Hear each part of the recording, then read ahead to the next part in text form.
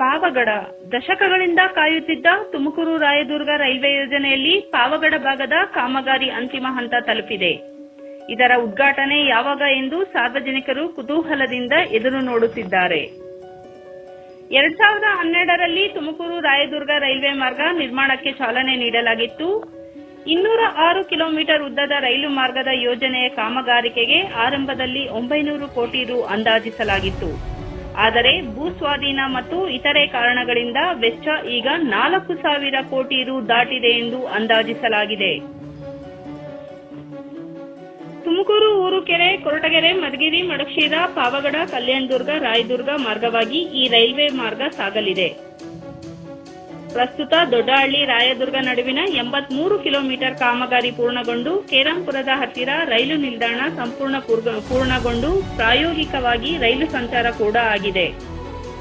ಅದರ ಮುಂದುವರೆದ ಭಾಗವಾಗಿ ಪಾವಗಡ ಪಟ್ಟಣದವರೆಗೆ ರೈಲು ಹಳಿ ಜೋಡಣೆ ಕಾರ್ಯ ಮುಗಿದು ಪಾವಗಡ ಪೆನಗೊಂಡ ಮುಖ್ಯ ರಸ್ತೆಯ ರೊಪ್ಪ ಗ್ರಾಮದ ಬಳಿ ರೈಲು ನಿಲ್ದಾಣ ಕಾಮಗಾರಿ ಬಹುತೇಕ ಅಂತಿಮ ಹಂತದಲ್ಲಿದೆ. ಅದರ ಮುಂದುವರೆದ ಭಾಗವಾಗಿ ಮಳಚಿರದ ಕೊತ್ತಲಂ ರೈಲು ನಿಲ್ದಾಣದವರೆಗೆ ಕಾಮಗಾರಿ ಪ್ರಗತಿ ಬಿರುಸಿನಿಂದ ಸಾಗುತ್ತಿದೆ. ಒಟ್ಟಾರೆಯಾಗಿ ಇನ್ನು ಕೆಲವೇ ದಿನಗಳಲ್ಲಿ ತಾಲೂಕಿನ ವ್ಯಾಪ್ತಿಯಲ್ಲಿ ರೈಲು ಮಾರ್ಗದ ಕಾಮಗಾರಿ ಸಂಪೂರ್ಣಗೊಳ್ಳಲಿದೆ. ತುಮಕೂರು ಊರುಕೆರೆ ಮಾರ್ಗದಲ್ಲಿ ಈಗಾಗಲೇ ಕಾಮಗಾರಿ ಅಂತಿಮ ಹಂತಕ್ಕೆ ಬಂದು ನಿಂತಿದೆ. ಆಂಧ್ರಪ್ರದೇಶದ ಭಾಗದಲ್ಲಿ ಕಾಮಗಾರಿ ಪೂರ್ಣಗೊಂಡು ರೈಲು ಸಂಚಾರ ಆರಂಭವಾಗಿದ್ದು, ಕರ್ನಾಟಕ ಭಾಗದಲ್ಲಿ ಪಾವಗಡದವರೆಗೆ ಕಾಮಗಾರಿ ಮುಗಿದಿದೆ. ಆದರೆ ಕೊರಟಗೆರೆ, ಮಧುಗಿರಿ ಭಾಗದಲ್ಲಿ ಕಾಮಗಾರಿ ಪ್ರಾರಂಭಿಕ ಹಂತದಲ್ಲಿಯೇ ನಿಧಾನವಾಗಿದೆ. ಊರುಕೆರೆ, ಕೊರಟಗೆರೆ ಮತ್ತು ಕೊರಟಗೆರೆ, ಮಧುಗಿರಿ ನಡುವಿನ ಕಾಮಗಾರಿಗೆ ಟೆಂಡರ್ ಆಹ್ವಾನಿಸಲಾಗಿದೆ. ಸ್ಥಳೀಯ ಮೂಲಗಳ ಪ್ರಕಾರ ಮೇ 26ರಂದು ಪಾವಗಡ ರೈಲ್ವೆ ನಿಲ್ದಾಣದ ಉದ್ಘಾಟನೆ ನಡೆಯುವ ಸಾಧ್ಯತೆ ಇದೆ. ಇದೇ ದಿನ ಕರ್ನಾಟಕದ ಗಡಿಯ ಕದರೆ ದೇವರಪಲ್ಲಿ ಪಾವಗಡ ಭಾಗಕ್ಕೆ ರೈಲು ಸಂಚಾರ ವಿಸ್ತರಿಸುವ ಕಾರ್ಯಕ್ರಮವೂ ನಡೆಯಬಹುದು ಎನ್ನಲಾಗುತ್ತಿದೆ.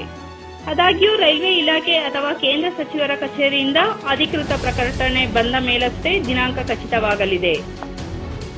ಈ ಮಾರ್ಗ ಪೂರ್ಣಗೊಂಡರೆ ತುಮಕೂರು, ಮಧುಗಿರಿ, ಕೊರಟಗೆರೆ, ಪಾವಗಡ ಭಾಗದ ಜನರಿಗೆ ಬೆಂಗಳೂರು, ಹೈದರಾಬಾದ್, ತಿರುಪತಿಗೆ ನೇರ ಸಂಪರ್ಕ ಸಿಗಲಿದ್ದು, ವ್ಯಾಪಾರ, ಉದ್ಯೋಗ, ಶಿಕ್ಷಣಕ್ಕೆ ಅನುಕೂಲವಾಗಲಿದೆ.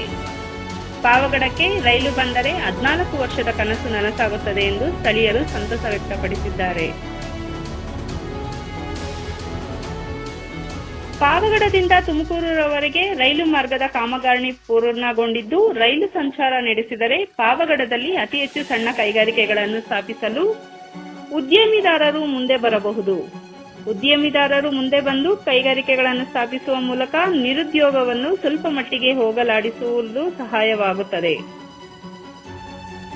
ರೈಲು ನಿಲ್ದಾಣದ ಕಾಮಗಾರಿ ಉದ್ಘಾಟನೆಯಾಗುತ್ತದೆಯೋ ಅಥವಾ ಮುಂದೂಡಲಾಗುತ್ತದೆಯೋ ಯಾವುದಕ್ಕೂ ತಾಲೂಕಿನ ಜನತೆ ಕಾದು ನೋಡಬೇಕಾಗಿದೆ.